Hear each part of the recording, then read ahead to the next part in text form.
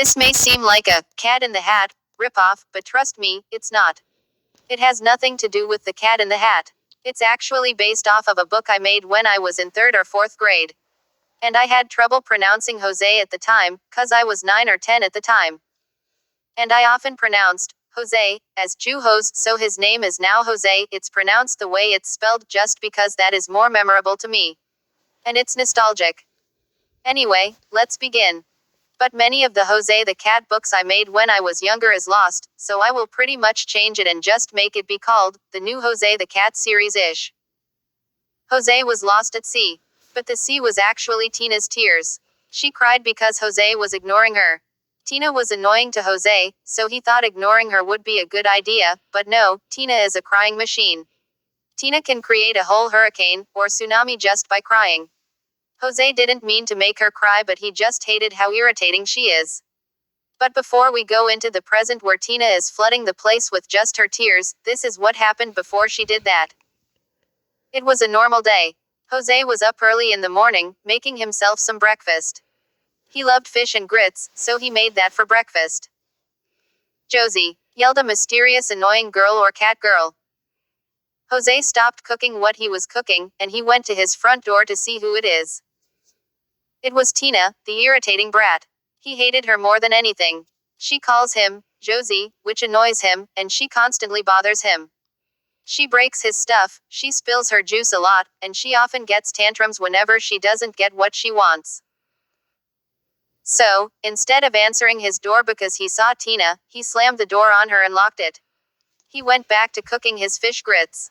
But when he turned around, he saw Tina again, so he yeeted her out of his window then closed it. He also locked all of his doors and enclosed all of his blinds. And so, he continued making his fish grits. Meanwhile, Tina, who was outside of Jose's house, was very upset that Jose didn't want to play with her, so she started tearing up and cried. She cried so much that she caused a flood that was nearly the size of the Arctic Ocean, which flooded Kitty City. Little did people know that Tina caused the flood just by crying.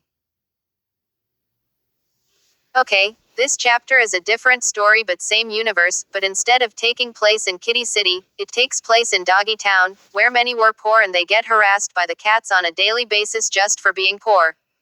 Lizzie, the most optimistic out of all of the dogs, was happy despite living in poor conditions along with being poor.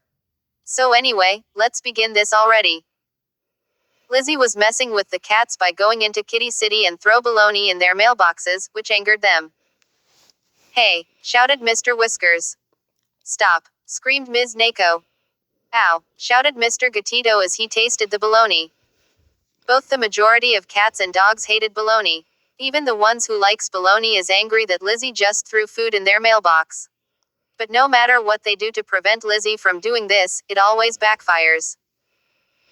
As everyone groaned and complained about Lizzie throwing baloney in their mailboxes, the police came. The police cats also was annoyed just by hearing about the Lizzie situation. "This pooch again, really?" said Officer Bailey.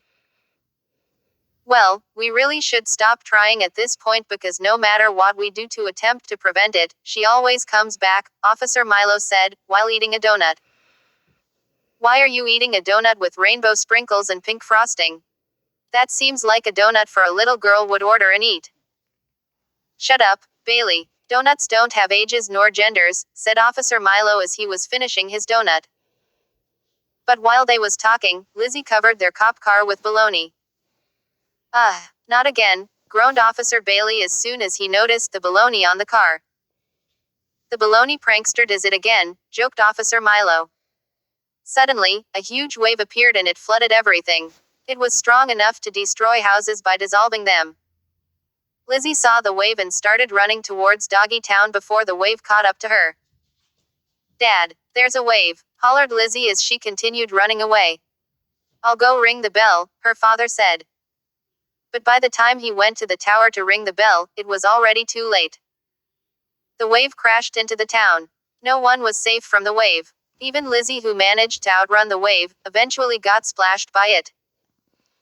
And the wave destroyed Kitty City and Doggy Town and everything in those places.